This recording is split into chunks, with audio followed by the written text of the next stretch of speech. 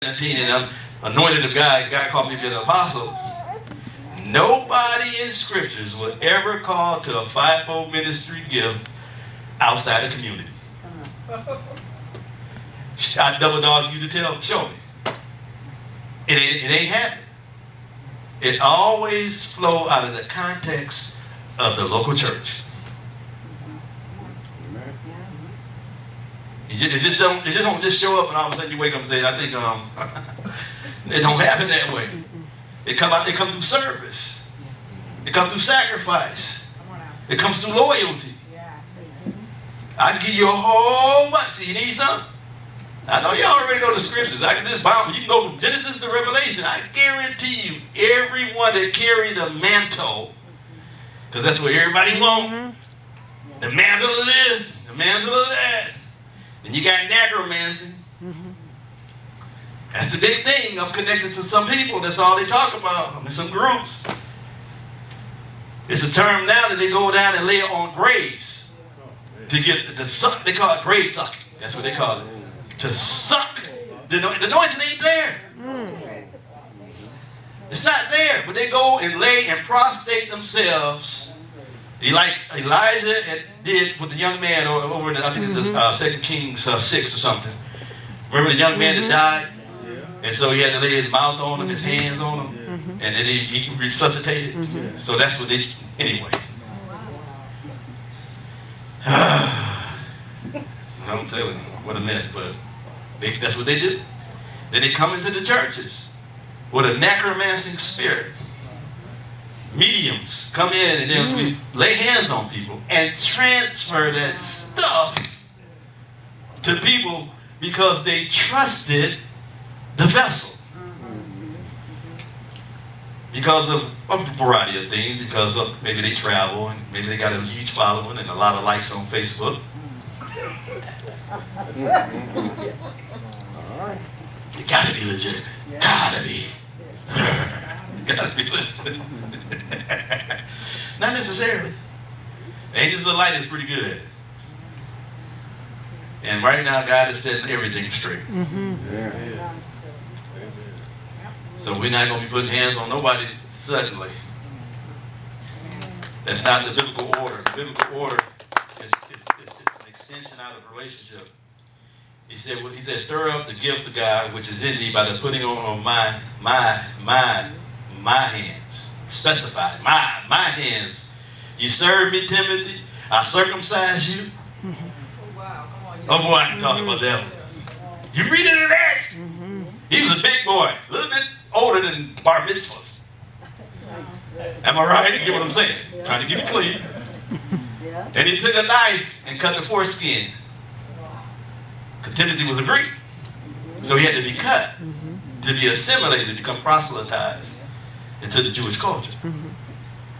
But see, that's why some of us are not able candidates to carry anything, because we won't let him, whoever, leader, cut us.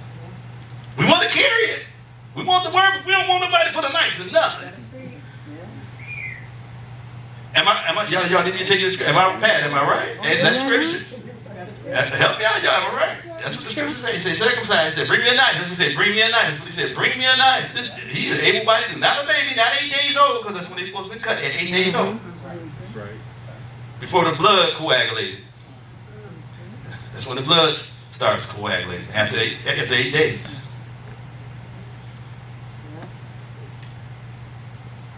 So, let me get back to my study here.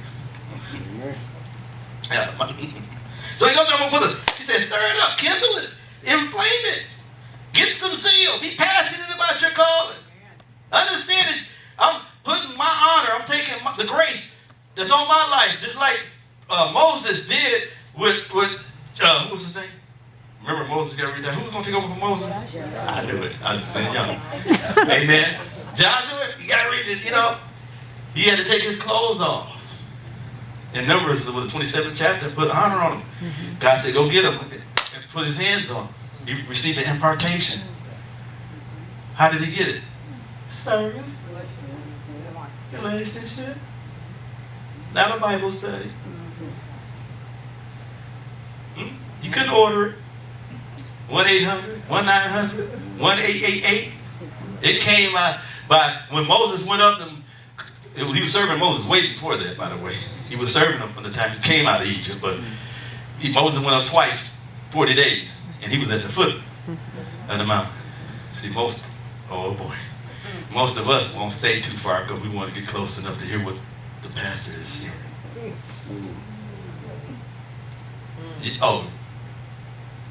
That went over well, didn't it? Did I need to say it again? It said that Joshua stayed at the foot or the base of the mountain while Moses went up. Contemporary church saying, I'm going with you. Because I want to know what you know. I want to see what you see. I want to hear what you hear. Oh boy. Not in this church. I'm just talking about the church in general. Because they don't want to be led. They want to be on the same level. It wasn't his time to be able to see and hear what Moses heard. Gotcha. It wasn't until Moses died that he got a sound from God to tell him, as I was with Moses, so shall I be with you. In other words, I won't create any conflict between the anointing on your life and the upstart, nouveau, just beginning, seed form, anointing on Joshua. No. I got to take my man out of the way to make room for your gift. We got this thing all mixed up because there's so many competition, even in churches like this. It'll never work. I would have never known what I know today if I stayed underneath the apostle in proximity. He ain't dead, but I had to come here to start a work for God to open up my eyes and my understanding, for me to blossom. He didn't allow me to bloom or blossom underneath him. That's it. Yes. I love Apostle Buford. He got his own unique call. I'm an autonomous son. I'm a part of his DNA. But I got some of his mannerisms, but I'm not cloned.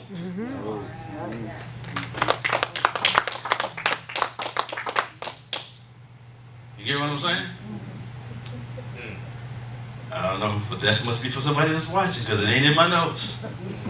You can send an offering to me though. Because that was an offer.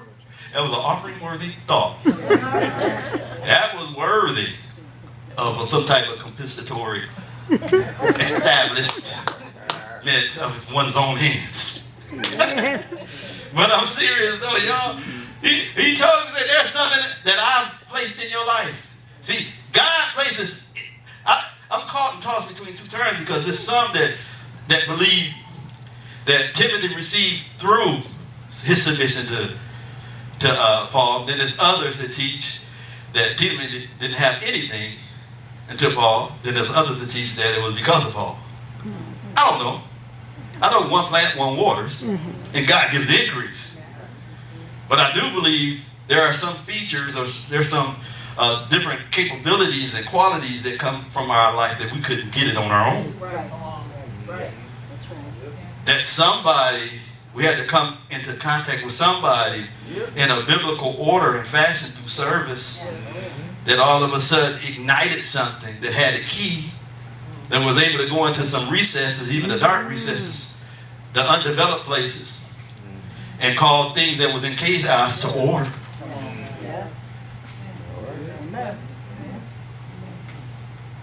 I'm just saying. Why? There exists incompleteness within each man. He somehow seems to know that he is destined for better things than where he finds himself.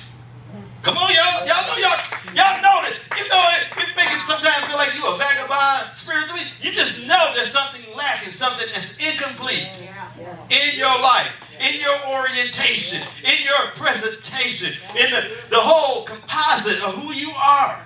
All of us know. But the great equalizer is the law of impartation. It will change you. It will change your whole persona. See, there are hidden aspirations that occasionally rise to the surface. Every now and then we get the victory. Come on, y'all look at me real funny. Every now and then you got the upper hand. I mean, come on now.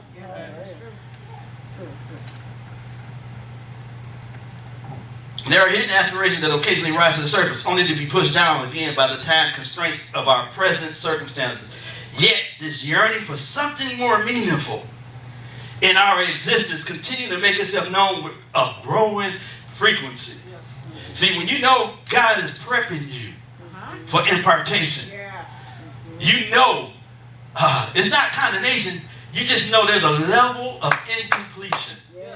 You just know that you got A, D, G, but everything between it, you know it's still complete. Am I right?